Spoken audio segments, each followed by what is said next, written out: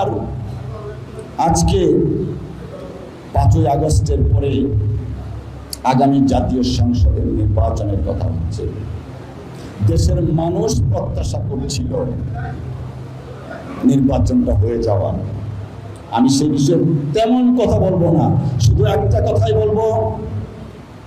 প্রধান উপদেষ্টা মহোদয়, বিএনপির ভারপ্রাপ্ত চেয়ারম্যান জনাব তারেক রহমান সাহেবের সাথে লন্ডনে যে ঐতিহাসিক 1-to-1 মিটিং হয়েছে, সেই মিটিংয়ের সিদ্ধান্ত আগামী ফেব্রুয়ারির মধ্যে জাতীয় সংসদ নির্বাচন।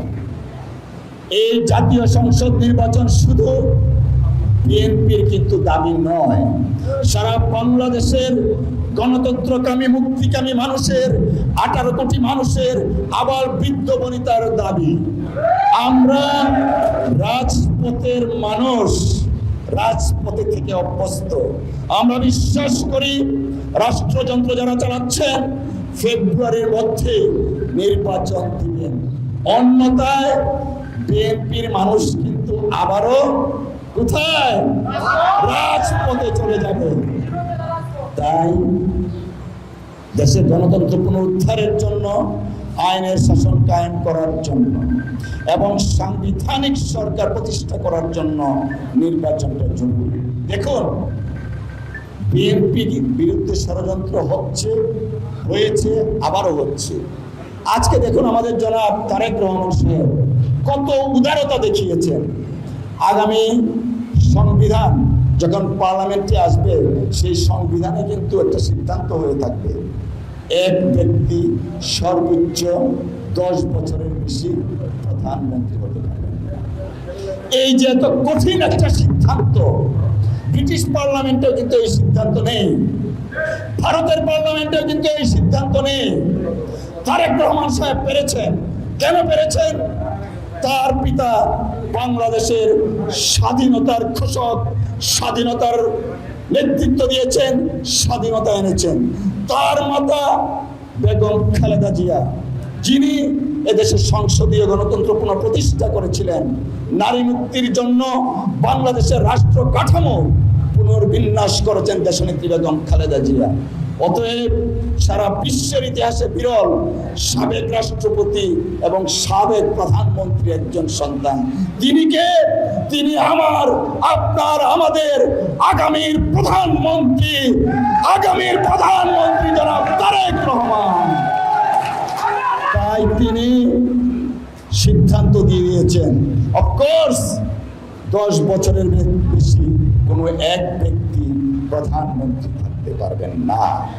প্রিয় সাথীরা, এমন আরো অনেক যুগান্তকারী সিদ্ধান্ত নেওয়া হচ্ছেন জনাব তারেক রহমান সাহেবের নেতৃত্বে। কেন নিচ্ছেন তিনি? নিচ্ছেন একটাই কারণ, বাংলাদেশকে তিনি একটা আধুনিক আগামী প্রজন্মের বাংলাদেশ তিনি পরিণত করতে চান। আর সেই জন্যই শহীদ জিয়া যখন বিএনপি প্রতিষ্ঠা করেছিলেন, 19 দফাকে সামনে নিয়ে তিনি বিএনপি প্রতিষ্ঠা করেছিলেন। পরবর্তীতে দেশনেত্রী বেগম খালেদা জিয়ার নেতৃত্বে 27 দফা প্রণীত করা হয়েছে।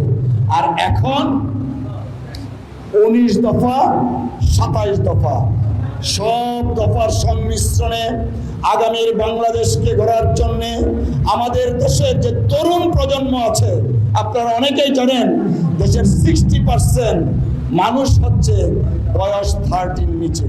এই তরুণ প্রজন্মের ভাবনাকে তিনি মাথায় নিয়ে 31 দফা প্রণয়ন করেছেন।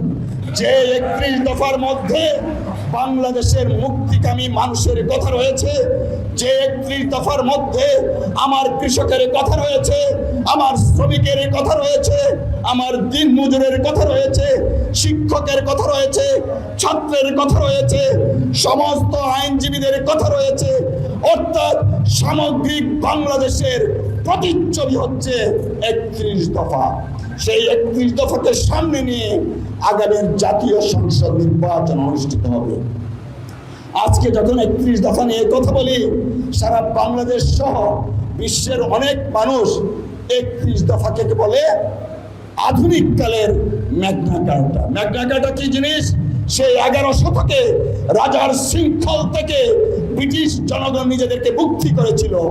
আজকে 31 দফার মাধ্যমে মুক্তিকামী বাংলাদেশের মানুষ স্বাধীনতা ভোগ করবে, সার্বভৌমত্ব ধরে রাখবে, সেই হবে আমাদের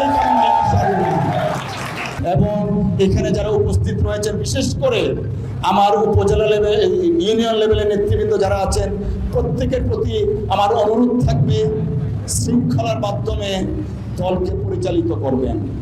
আপনারা এক একজন দেশনেত্রী বেগম খালেদা জিয়া এবং তারেক রহমান সাহেবের প্রতিনিধি, প্রতিচ্ছবি। আমি কিন্তু কিছু না, তারেক রহমান সাহেব তৃণমূলের নেতাদের ক্ষমতায়নে বিশ্বাস করেন। ইনশাল্লাহ তিনি যখন দেশে আসবেন আবারও কিন্তু তৃণমূলের যে সম্মেলন করতেন সেই কাজগুলো আবার শুরু করবেন। অতএব যারা ইউনিয়ন লেভেলে আছেন, দয়া করে দলের বদনাম হয় এমন কোনো কথা এবং কাজ করবেন না। হয়তো বলবেন গত 15-16 বছর তো আওয়ামী লীগ করছে, তা আমরা করতাম না। এখানে তো বিএনপি এবং আওয়ামী লীগের পার্থক্য। এইগুলা করেছে বিদায় আজকে অনেক ইউনিয়নের নেতারাও বাড়ি ছাড়া। আমি আগেও বলেছি, এখনো বলছি, রাজনীতিতে সুসময় থাকবে। আমি চাই না আমার দুর্গাপুর কলমাকান্দা উপজেলা বিএনপি ছাত্রদল যুবদলের কোনো একটা নেতা কর্মী আমাদের চরম দুর্দিনের জন্য বাড়ি ছাড়া থাকতে হয়। কারণ আপনারা এমন কোনো কাজ করবেন না, মানুষ কিন্তু ভুলে না, মানুষ হয়তো কিছু বলে না, ছাড় দেয় কিন্তু ছেড়ে দেয় না। মনে রাখবেন এই কথাটা। হয়তো অনেকের কাছে কষ্ট লাগতে পারে, কিন্তু আপনাদের ভাই হিসাবে, আপনাদের বন্ধু হিসাবে, আপনাদের ভাতিজা হিসাবে আমার দায়িত্ব আপনাদেরকে স্মরণ করিয়ে দেওয়া। এমন কোনো কাজ করব না যে কাজের পরিণতি দল ভোগ করবে, আপনি ভোগ করবেন। গত 16-17 বছর দলের একজন কর্মী হিসাবে আপনাদের সকলকে নিয়ে মামলা হামলা মোকাবেলা করেছি। আগামী দিনেও দলের জন্য কিন্তু করব।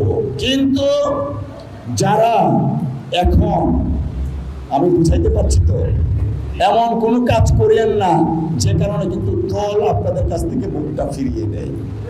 সকলের প্রতি কৃতজ্ঞতা জানাচ্ছি, ধন্যবাদ জানাচ্ছি এবং আবারও আমাকে আপনাদের পাশে রেখে আমাকে আপনাদের সাথে কাজ করার সুযোগ দেওয়ার জন্য আমি আবারও কৃতজ্ঞতা জানিয়েছি। শেষ করছি। আল্লাহ হাফেজ। বাংলাদেশ জিন্দাবাদ। শহীদ জিয়া অমর হোক। বেগম খালেদা জিয়া জিন্দাবাদ। তারেক রহমান জিন্দাবাদ, জিন্দাবাদ।